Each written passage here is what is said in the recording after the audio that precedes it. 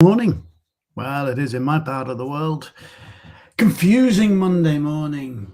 Sky grey, intermittent rain, sun pouring through. Make your mind up. It's like life, isn't it? One thing, another thing, both at the same time.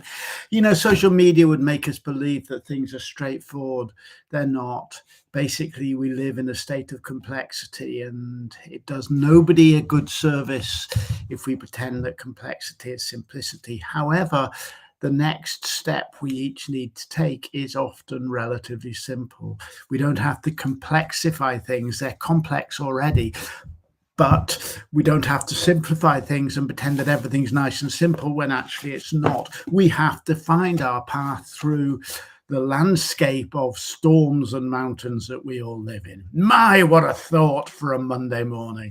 I'm exhausted already. It's time to bibliomance. This is the 20th of my daily online bibliomancies, where I find a random book from my bookshelf, dip into it and see what it says to me. Today, my fingers connected with How to Win Friends and Influence People, the classic by Carnegie. I read it not so long ago, actually. I've known of it for years, but I read it not so long ago. And it struck me as full of integrity and decency and gentleness, honesty, in a way that so much of how we are nowadays told to influence people seems to me to lack integrity. Excuse me.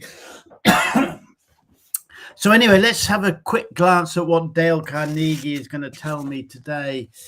I have arrived at page 127. The inspector straightened up in his chair, leaned back and talked for a long time about his work, telling me of the clever frauds he had uncovered.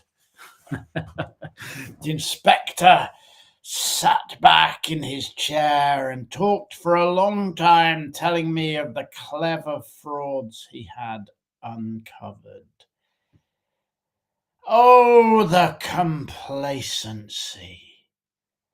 Oh, the self-righteous smugness of the person who goes, I've seen through you. I've worked you out. I know what you're thinking. I've uncovered your fraud. And while we're at it, I've uncovered all my own frauds as well. You know what? I constantly surprise myself by my ability towards self-delusion. I think one thing and suddenly realize, hold on, that's probably not even true. I constantly surprise myself. Having spent a lifetime working against a deep, deep anxiety and shame, or shamed from an early age, I constantly surprise myself by doing something and then being overwhelmed by shame about it. But no, the inspector, this figure of authority that we've all got trotting around our heads somewhere, sits back and says, I've sorted out the frauds. I've worked out all of the things that are going on. And the coach or the mentor goes, I know what you need. I know what you're feeling. I felt exactly the same. I know what you're going through. I've been through exactly the same bullshit. The complacency and smugness of assuming that we know a damn thing. I was thinking about this morning, actually, in relationship to something else I was reading with my morning coffee.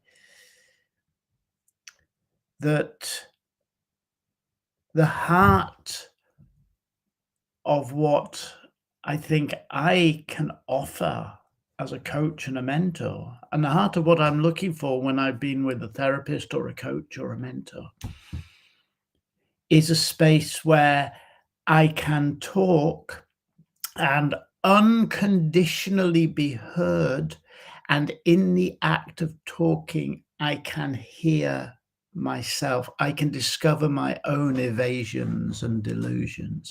What I can offer as a coach and mentor, what I've always offered, is to be a place, to offer a space of unconditional, shame-free acceptance in which the person I am working with can see themselves.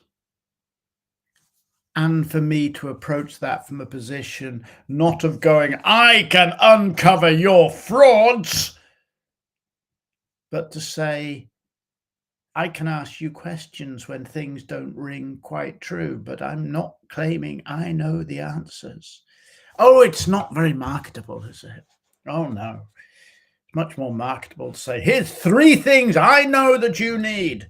Here's 1 thing that I can do for you. But perhaps all of us can really do for anyone is to create a space where we can each be ourself, and in being ourself, learn to be ourself better. If you'd like me to hold that space for you, you just have to reach out for me.